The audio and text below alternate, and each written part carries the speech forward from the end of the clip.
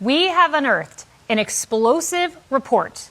The 2022 document that I am holding is an 87-page report from the then acting state auditor in California, addressed directly to the governor of California, warning in no uncertain terms that the state's weak oversight of hospice agencies has created opportunities for large-scale abuse and fraud. That last part's a direct quote.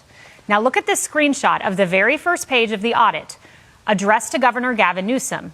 The subtitle warns of the extensive fraud plaguing California today.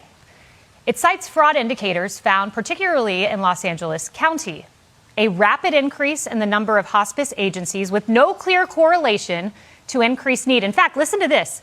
The aged population increased 40% in California between 2010 and 2021, while the hospice agencies increased an astonishing 1,589%. Another indicator was the excessive geographic clustering of hospices, with sometimes dozens of separately licensed agencies located in the same building, and also abnormally high rates of still living patients discharged from hospice care, despite hospice typically offering care for people expected to live 6 months or less. And look at this. You won't believe it. They even gave Newsom a map. Quote, 210 active hospice agencies located within 1 mile of each other on Van Nuys in Los Angeles County. Now, did Gavin Newsom go to these locations? Did his government check out these buildings?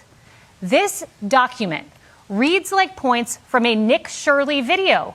But no, these were the fraud warnings listed by the acting state auditor 4 years ago, leading him to conclude, quote, that a network or networks of individual perpetrators in Los Angeles County are engaging in a large and organized effort to defraud the Medicare and Medi-Cal hospice programs. It appears that California's state auditor discovered 4 years ago what RFK Jr. outlined on Capitol Hill this week. The hospices in Los Angeles, we've shut down 500 of them. We have not gotten one call from a congressperson or one call from a patient. Why? Because those hospices did not exist.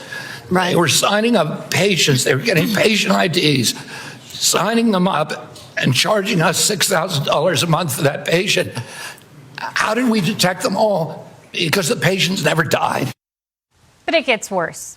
The auditor notes that the California Department of Public Health had failed to issue regulations for its hospice licensing process, despite having had the authority to do so since 1991. And then listen closely to this, quote, we reviewed cases in which public health became aware of possible fraud during the licensing process, and instead of denying the licenses, this is Gavin Newsom's health agency, it granted licenses to these hospice agencies. Why? Now, the failure of Gavin Newsom's government paved the way for this. You'd be amazed at how many hospices the door you can walk up to in California, and there is nobody there. There is 5 months worth of mail that you can see stacked up from CMS, and nobody's there. And that passed a survey. How did that happen? How do you put a hospice in a burrito stand in California? How do you put a hospice in a tire store in California? That all had to be vetted through licensure and through certification and accreditation.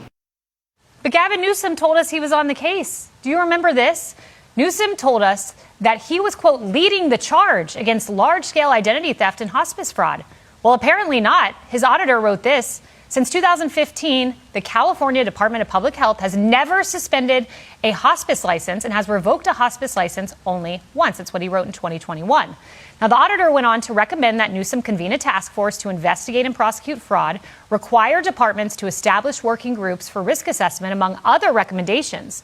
Now, Gavin Newsom did sign legislation in 2021, which put a moratorium on new hospice licenses. That plan is still in place. It's set to expire. Clearly, however, his efforts were insufficient. That was evidenced by Dr. Oz's recent raids on hospice facilities in the state.